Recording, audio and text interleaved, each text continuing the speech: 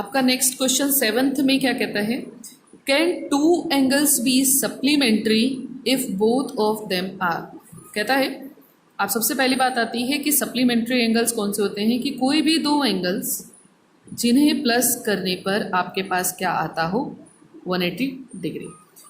पर अब कंडीशन उसने लगा दी कि जो दोनों एंगल्स हैं वो अगर एक्यूट हों, पहले में आपसे पूछता है वो कि दोनों एंगल्स जो हैं वो अगर एक्यूट हों तो क्या वो सप्लीमेंट्री होंगे, क्या उन दोनों एंगल्स को सम करने पर 180 आएगा।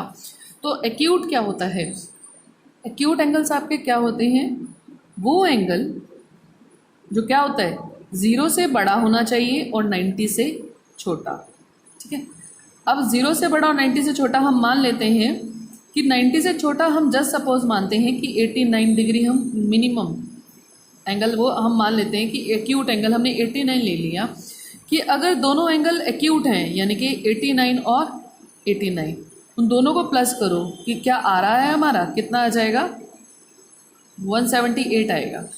अगर दोनों एंगल हम एक्यूट लेते हैं और वो भी हमने सबसे बड़ा एंगल ले लिया तो क्या उन दोनों को प्लस करके 180 डिग्री आ रहा है, तो नहीं आ रहा। तो आंसर, पहले का आंसर क्या आ जाएगा, नो, सीधा सिंपल सा नो आंसर आएगा। इसी तरह से अगर दोनों ऑब्ट्यूज एंगल हों, ऑब्ट्यूज सेकेंड में ऑब्ट्यूज का क्या मतलब होता है कि वो एंगल जो किससे बड़ा हो, 90 से तो बड़ा हो पर किससे छोटा होना चाहिए, 180 डिग्री से छोटा होना चाहिए। तो हम ऑब्ट्यूज सबसे बड़ा जैसे 90 से बड़ा यानी कि 91 और 180 से छोटा यानी कि 179, यहाँ तक एंगल्स होते हैं। तो इनमें भी मैं सबसे बड़ा एंगल 179 ले लेती हूँ ऑब्ट्यूज में, कि अगर दोनों ही एंगल आपके पास 179 और 179 हो गए तो क्या इन्हें प्लस करके 180 आएगा, कभी भी नहीं आएगा, क्योंकि पहले ये 179 है, ये अप्रॉक्सीमेटली 180, तो इन दोनों को प्लस करके कभी भी सप्लीमेंट्री एंगल नहीं आ सकता। अगर मैं छोटे से छोटा लेती हूँ तो सबसे छोटा मेरे पास ऑब्ट्यूज एंगल है 91 और 91 को प्लस करोगे तब भी कितना आएगा 182, 180 नहीं आएगा, यानी कि छोटे से छोटे को प्लस करने पर भी नहीं आ रहा। तो कोई भी दो ऑब्ट्यूज एंगल अगर आप लेंगे तो वो 180 के इक्वल कभी भी नहीं होगा। इसका आंसर भी आपके पास डायरेक्टली नो ही आएगा। थर्ड आपका राइट एंगल। राइट एंगल किसे कहते हैं, राइट एंगल डायरेक्ट किसे कहा जाता है, 90 डिग्री एंगल को कहा जाता है। अगर दोनों एंगल आपके 90 डिग्री के हुए तो क्या वो सप्लीमेंट्री होंगे, यस, इन दोनों को प्लस करके 180 डिग्री आ जाएगा। इट मीन्स इसका आंसर आपका डायरेक्ट क्या आएगा, यस, कि अगर दो एंगल राइट एंगल हुए तो उन दोनों को प्लस करके हमारा सप्लीमेंट्री एंगल बनता है। चलिए अब करते हैं एक्सरसाइज 5.1 का क्वेश्चन नंबर 8।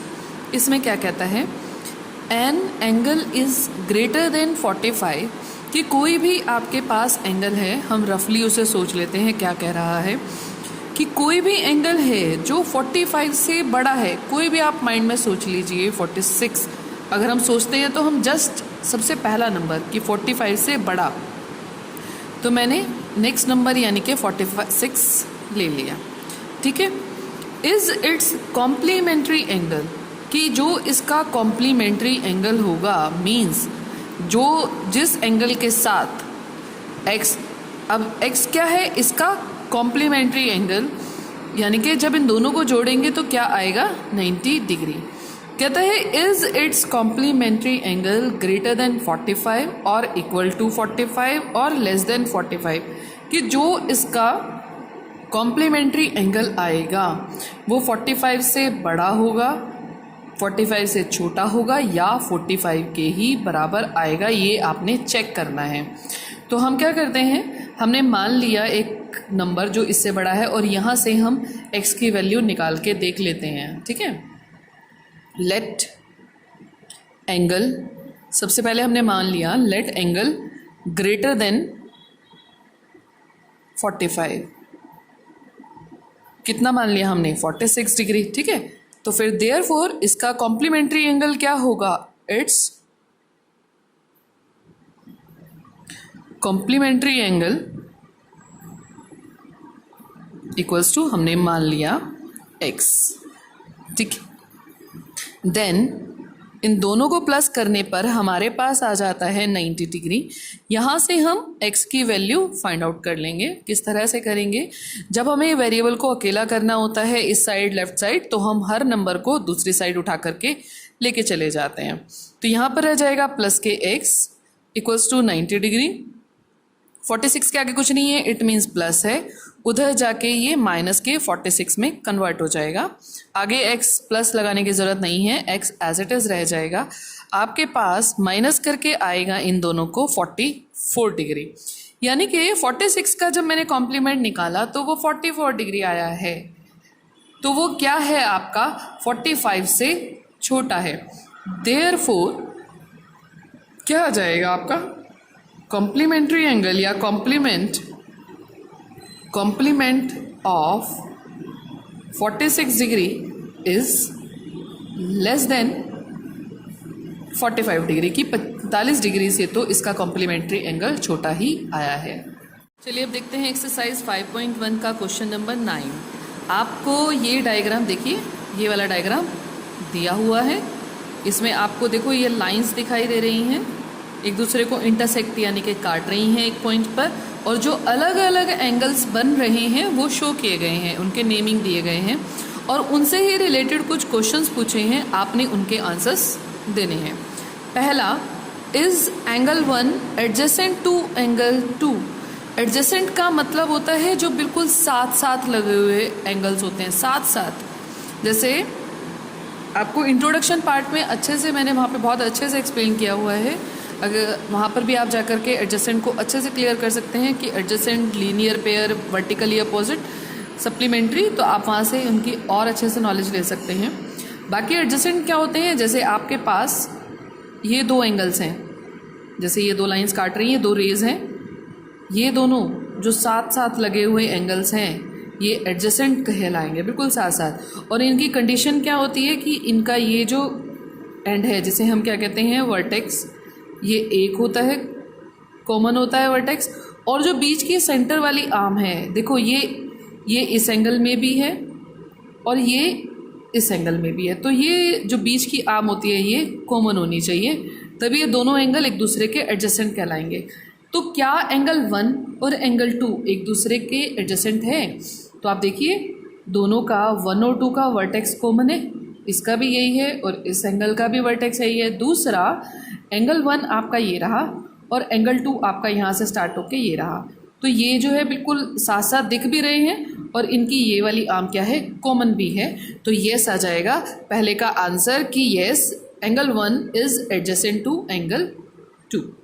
सेकेंड हमारे पास आ जाता है इज एंगल, ध्यान से देखेंगे, AOC एडजेसेंट टू किसके, एंगल AOE। आपने पहले तो ये एंगल्स ढूंढने हैं कि ये कौन से एंगल्स हैं। एंगल AOC पढ़ेंगे, AOC,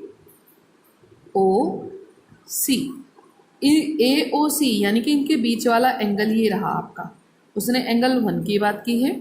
और एंगल AOE कौन सा है, AOE,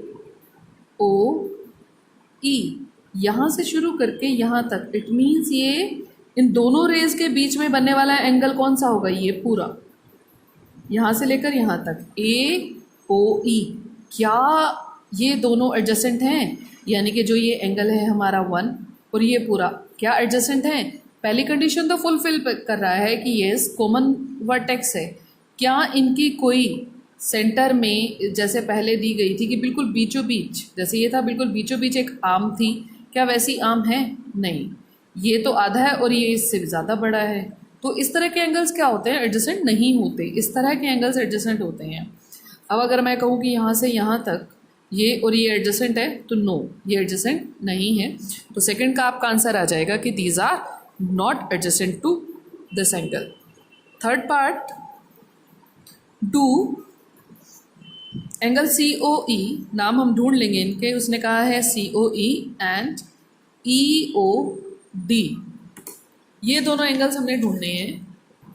अब COE एंगल ढूंढते कहाँ पर है, COE, तो COE इनके बीच में बनने वाला एंगल कौन सा है आपका, एंगल 2, ठीक है। तो ये हो गया आपका एंगल 2। और EOD कौन सा है? EOD, यहाँ से शुरुआत करके यहाँ तक, इट मीन्स इन दोनों के बीच में बनने वाला एंगल ये। तो इन दोनों की बात की है उसने, इसकी और इस एंगल की। तो क्या ये दोनों एंगल्स लीनियर पेयर बनाते हैं? डिस्कस किया कि अगर आपके एंगल्स कुछ इस तरह से हैं, दो एंगल्स कुछ इस तरह से जुड़े हुए हैं आपस में कि वो एक सीधी लाइन बनाएं, तो वो दोनों क्या कहलाएंगे? लीनियर पेयर कहलाएंगे। अगर हम ध्यान से देखें तो इस एंगल को और इस पूरे एंगल को, होल एंगल को मिलाने पर ये देखो एक सीधी लाइन मिल रही है ना, ये एक सीधी लाइन इस तरह से लाइन बना रहे हैं। तो ये दोनों एंगल्स क्या करेंगे? एक लीनियर पेयर बनाते हैं। तो आंसर आपका इसका आ जाएगा यस। इसके बाद हम फोर्थ देखते हैं। फोर्थ में कहता है एंगल BOD और DOA। BOD क्या है हमारा? BOD यानी कि वो एंगल 4 की बात कर रहा है। और किसकी बात कर रहा है? DOA कि क्या ये दोनों 4 और 5 मिलकर के सप्लीमेंट्री एंगल्स हैं? सप्लीमेंट्री एंगल क्या होते हैं? जिन्हें प्लस करके, कोई भी दो एंगल जिन्हें प्लस करके 180 डिग्री आता हो। अब 180 डिग्री या तो प्लस करके आता हो, यहाँ जैसे यहाँ पर इनकी वैल्यू नहीं है, तो कैसे दिखाई देते हो वो? कि दोनों मिलकर के एक सीधी लाइन बनाते हों, क्योंकि ये दोनों सीधी लाइन का मतलब ही 180 डिग्री होता है। तो इन दोनों को मिलाने पर देखो ये सीधी लाइन आ रही है, ये सीधी लाइन दिखाई दे रही है ना, तो ये पूरा एक स्ट्रेट एंगल बना रहे हैं। तो ये क्या है? हाँ, कि ये दोनों सप्लीमेंट्री एंगल हैं। तो आपके फोर्थ का आंसर भी क्या आ जाएगा? यस आ जाएगा। फिफ्थ पार्ट, फिफ्थ में कहता है is angle 1 vertically opposite to angle 4, कि क्या एंगल 1 4 के वर्टिकली अपोजिट है। हमने क्या पढ़ा है कि अगर दो लाइनें आपस में काटती हैं तो जो बिल्कुल आमने सामने वाले एंगल है ना, ये और ये एंगल क्या कहलाएंगे? एक दूसरे के वर्टिकली अपोजिट। सिमिलरली इधर वाला एंगल और इसके सामने वाला एंगल बिल्कुल सामने, ये दोनों वर्टिकली अपोजिट एंगल कहलाएंगे। अब यहाँ पर 1 और 4 कब बन रहे हैं? कि देखो ये लाइन और ये लाइन आपस में काट रही है, इसे इग्नोर करो। तो 1 और 4 आपस में आमने सामने हैं, तो ये दोनों क्या हैं? वर्टिकली अपोजिट एंगल हैं। तो आंसर आ जाएगा इसका भी yes. Last part, what is the vertically opposite angle of angle 5, कि एंगल 5 का वर्टिकली अपोजिट एंगल क्या है। अगर देखा जाए तो देखो ये दोनों लाइंस आपस में कट कर रही हैं, तो इसके सामने वाला, जैसे ये इसके सामने वाला एंगल होना चाहिए, तो ये तो 5 है आपका। अब इसके सामने वाले एंगल में क्या किया हुआ है? बीच में एक लाइन लगाई हुई है, ये 2 है और ये 3 है, तो 5 किसके बराबर होगा? इस पूरे के बराबर। इट मीन्स किसके बराबर होगा? 2 + 3, इन दोनों को प्लस कर दो तो 5 एंगल आ जाएगा।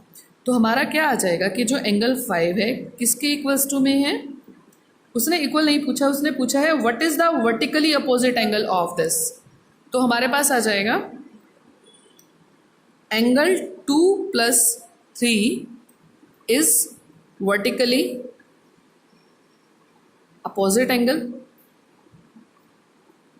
वर्टिकली अपोजिट एंगल ऑफ 5, क्योंकि उसने एंगल 5 का पूछा है। या फिर आप इसे इस तरह से भी लिख सकते हैं कि इस पूरे का वर्टिकली अपोजिट क्या है। अगर AOD का देखें तो ये पूरा है COB, है ना, इस पूरे का ये वर्टिकली, ये पूरे की पूरा, ये यहाँ से लेके यहाँ तक। तो हम इसको ऐसे भी पढ़ सकते हैं, एंगल, इसके 2 आंसर हैं, ये भी ठीक है, या फिर एंगल COB। दोनों ही आपके करेक्ट हैं, ये लिख दीजिए चाहे ये लिख दीजिए। चलिए अब करते हैं एक्सरसाइज 5.1 का क्वेश्चन नंबर 10। आपको देखिए ये डायग्राम दिया गया है और इसमें आपने निकालना है वर्टिकली अपोजिट एंगल्स, कौन कौन से हैं उनका पेयर ढूंढना है।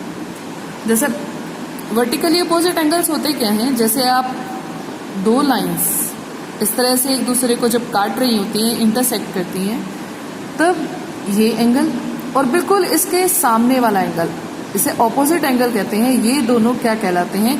Vertically opposite. इसी तरह से एक पेयर यानी कि जोड़ा और बनता है, वो है इस एंगल का और इस एंगल का, ठीक है ना। तो ये दोनों भी वर्टिकली अपोजिट है और ये दोनों भी। अब अगर अब इस डायग्राम में देखो तो वो कौन सी दो लाइंस हैं? जो एक दूसरे को इंटरसेक्ट कर रही हैं। अगर ध्यान से देखें तो पूरी पूरी लाइन कौन सी है, देखो एक पूरी लाइन ये आपको दिखाई दे रही है, ठीक है, और दूसरी ये है आपकी, ये दो लाइंस पूरी इंटरसेक्ट कर रही हैं। ये लाइन नहीं है, आप अगर ध्यान से देखोगे तो ये लाइन नहीं है, क्योंकि इसका ये एंड तो है, ठीक है, इधर आगे और नहीं बढ़ाई गई, यहीं तक है ना, तो ये रे है। अगर मैं इसको हटा दूं, इस लाइन को हटा के ध्यान से देखें तो देखो ये ऐसे डायग्राम बन जाएगा, दो लाइंस दिखाई देंगे, ये और ये अभी मैंने ड्रॉ नहीं किए। अब आपको वर्टिकली अपोजिट एंगल्स का पेयर निकालना है, तो कौन कौन सा बनेगा, देखो ये एक है एंगल और ये बिल्कुल इसके ऑपोजिट में ये 4, तो 1 और 4 इन दोनों का जोड़ा बन गया। तो आपका पहला आंसर आएगा एंगल 1 एंड एंगल 4, ये इसका ए पार्ट। दूसरा, अब एक एंगल ये है, इसका वर्टिकली अपोजिट एंगल ये पूरा बनेगा, ये दो लाइंस का देखो है ना, 5 और ये। अब इसका नाम क्या है, इसमें उसने क्या किया हुआ है, इस हिस्से में उसने एक बीच में एक रे ड्रॉ कर दी है, ये रे ड्रॉ की और इसको दो हिस्सों में बांट दिया, किसमें, एक को 2 और ये हो गया 3, पर 5 तो इन पूरे के एंगल के बराबर है ना, उसी ने तो डिवाइड किया है, तो ये किसके बराबर हो जाएगा, 5 जो है, अगर इन दोनों को प्लस कर दें तो 5 इसके बराबर हो जाएगा, यानी कि जोड़ा कौन सा मिला मेरे पास, एंगल 5 एंड, और कौन है इसका vertically opposite, angle 2 plus angle 3, ठीक है, ये दोनों इकट्ठे कर देंगे तो इसका वर्टिकली अपोजिट ये है और इसका वर्टिकली अपोजिट एंगल आपका ये है। नेक्स्ट पार्ट में है कि आपके पास लीनियर पेयर्स कौन कौन से हैं। लीनियर पेयर्स क्या होते हैं कि कोई भी दो एंगल्स, स्पेसिफिकली याद रखना है कि कितने एंगल होने चाहिए, 2, क्योंकि पेयर है, पेयर का मतलब ही होता है दो का जोड़ा। अब यहाँ पर कहता है कि कोई भी दो एंगल ऐसे होने चाहिए जब वो दोनों आपस में इस तरह से ड्रॉ करें तो वो एक लीनियर यानी कि लाइन बनाएं, इस तरीके से होने चाहिए। इट मीन्स उन दोनों को जब प्लस करें तो क्या आना चाहिए, 180 डिग्री, और 180 डिग्री का मतलब ही होता है आपके पास एक स्ट्रेट लाइन। तो ये दोनों एंगल्स लीनियर पेयर बना रहे हैं, ठीक है। अगर मैं इसका नाम दे दूं x और y, तो x, y ये दोनों हमारा लीनियर पेयर बनाते हैं।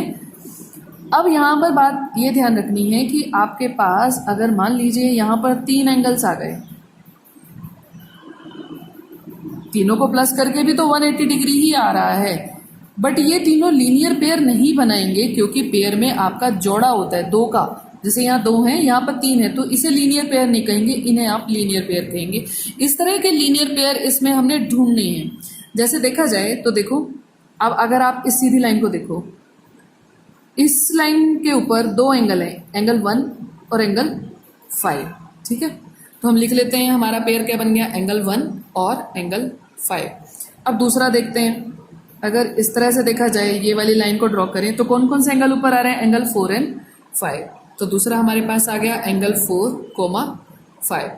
अगर इसे मैं इस साइड देखती हूँ, इधर का ना देखें, इधर का पोर्शन हम हाइड कर लें, तो इधर का देखें तो कितने एंगल बन रहे हैं, 3 बन गए ना, तो क्या ये लीनियर पेयर होगा, नहीं, क्योंकि यहाँ पर एंगल कितने हैं, 3, तो लीनियर पेयर नहीं होगा। कोई और बनता है, इस लाइन को अगर हम सीधा करके देखें तो कोई लाइन आगे नहीं ड्रॉ हो रही, ऐसे उल्टा करके देखते हैं तब भी 3 एंगल्स हैं, तो 3 एंगल फिर से लीनियर पेयर नहीं होंगे, ऐसे करके देखेंगे फिर 3 है, तो हमारे पास यही 2 ऑप्शंस हैं लीनियर पेयर्स के, तो ये आपका इसके सेकेंड पार्ट का आंसर आ जाएगा। क्लियर है।